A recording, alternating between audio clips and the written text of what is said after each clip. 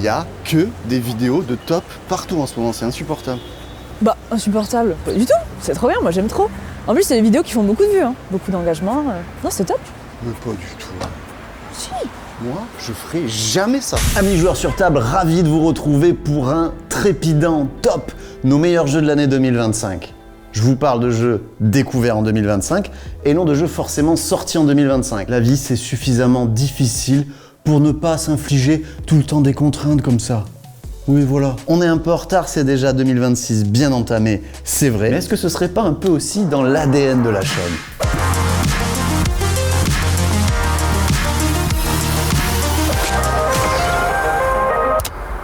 Alors ma mention honorable de 2025, c'est un peu hors sujet, mais pas tant. Je vais parler de Star Wars Unlimited. C'est un TCG auquel j'ai accroché depuis l'été 2024. J'ai pas arrêté, je suis allé au championnat d'Europe à Bilbao. C'est super, voilà.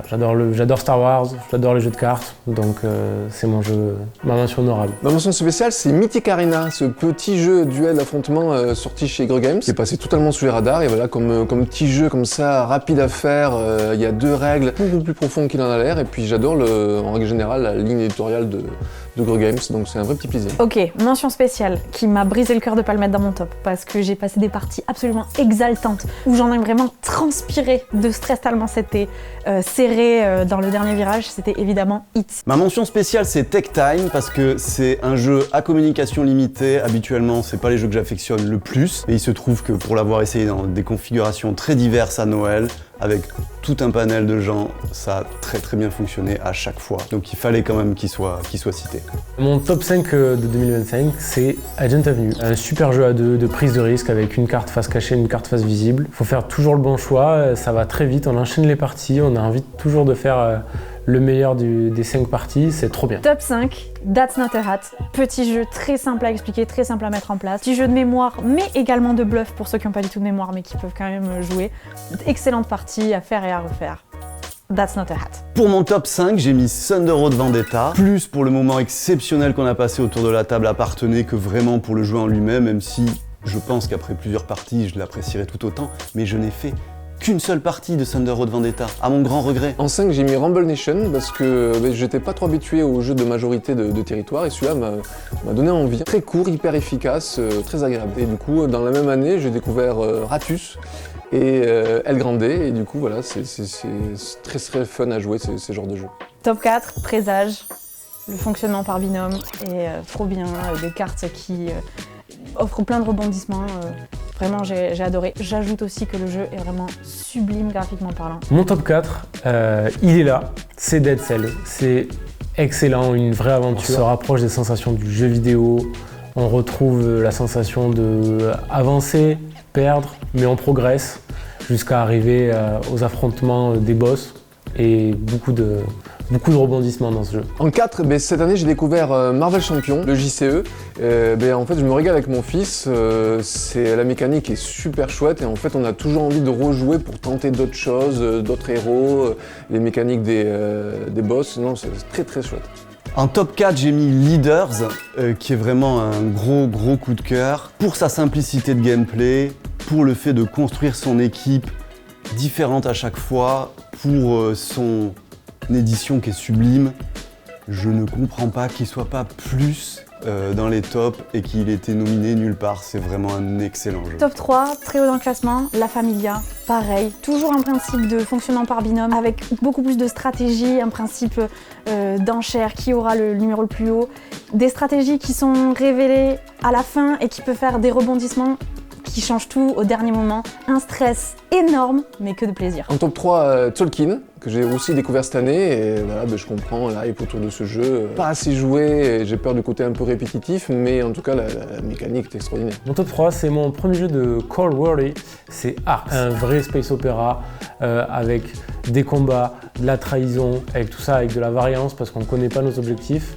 C'est excellent. Top 3, c'est Arx, un des rares jeux de l'année à proposer à mon sens une vraie innovation de gameplay par son système d'action avec cette main de cartes ou alors d'objectifs qui se décident au fur et à mesure des manches. Arx ça tue, il nous tarde beaucoup d'essayer la campagne courant année 2026. Top 2, ça y est, l'étau se resserre.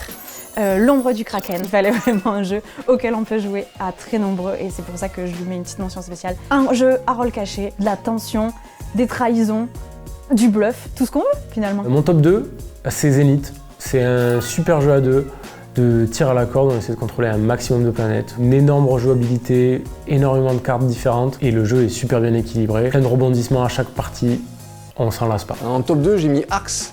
Voilà, un jeu très atypique, des règles un peu touffues, des fois un peu complexes, mais il se passe toujours des trucs dingues autour de la table, donc pour l'expérience, c'est génial. Très surprenant. Pour mon top 2, ça va un peu ressembler à mon top 5, à savoir un jeu auquel je n'ai joué qu'une fois, mais l'expérience de gameplay a été si forte que je ne peux pas m'empêcher de le mettre. C'est Blood on the Clock Tower, que j'ai essayé lors d'un festival avec une association de jeux.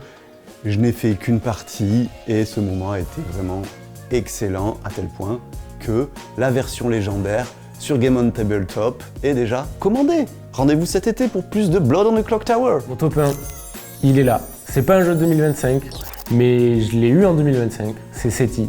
C'est excellent, la thématique marche trop bien, toutes les actions sont logiques, tout ce qu'on peut faire, ça fonctionne. On a envie de rentrer dans cette course à l'exploration spatiale. C'est excellent. Et en 1, j'ai mis SETI parce que la mécanique s'adapte tellement à la thématique. C'est très facile à prendre en main, malgré les règles assez costauds. Et puis c'est magnifique. Et puis ouais, non, il y a tellement de choses à faire. Ça donne envie de refaire des parties pour tester d'autres choses.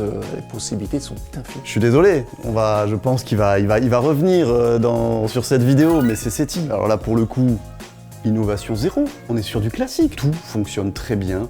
Il est passionnant. À ce tiers de partie, les races aliens qui viennent et qui remettent un coup de nouveauté dans le gameplay, qui rebattent les cartes avec des nouveaux enjeux. Coup de cœur de l'année. Top 1, en tout cas dans mon cœur, c'est Narak. J'ai adoré les monstres, j'ai adoré la mécanique, j'ai adoré tout simplement le sentiment d'exploration qu'on peut ressentir avec le jeu. Non, vraiment, j'ai passé des super parties et j'ai juste envie de rejouer pour m'améliorer. Et j'ajoute aussi que son nom en version originale, c'est Arnak. Que demander de plus? Il nous tarde beaucoup de découvrir ce que 2026 nous réserve, et pour ça, quoi de mieux que Cannes, où l'on se rend dans quasiment un mois. On va se régaler. À très vite.